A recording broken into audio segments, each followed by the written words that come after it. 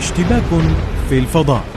منظومة أرو 2 الدفاعية الإسرائيلية أسقطت قبل أيام صاروخا أطلقه الحوثيون من اليمن، وذلك خارج الغلاف الجوي، في حادثة هي الأولى في التاريخ العسكري العالمي. فلم يحدث من قبل قط أن تم اعتراض صاروخ على ارتفاع 100 كيلومتر تقريبا، وفقا لصحيفة التلغراف وصحيفة لوفيغارو الفرنسية.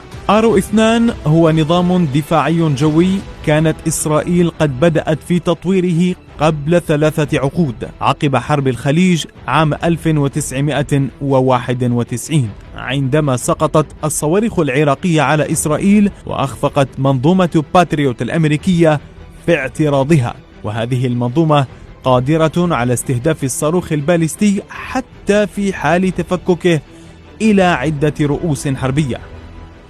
في عام 2017 اعترضت هذه المنظومة صاروخا أطلقته سوريا، كان من طراز S-200 أرض جو، وأطلق صوب طائرة حربية إسرائيلية كانت تحلق فوق سوريا، وأخطأ الصاروخ السوري هدفه، وعندما أظهر الرادار أن الصاروخ سيسقط فوق منطقة سكانية في إسرائيل اعترضته منظومة أرو 2.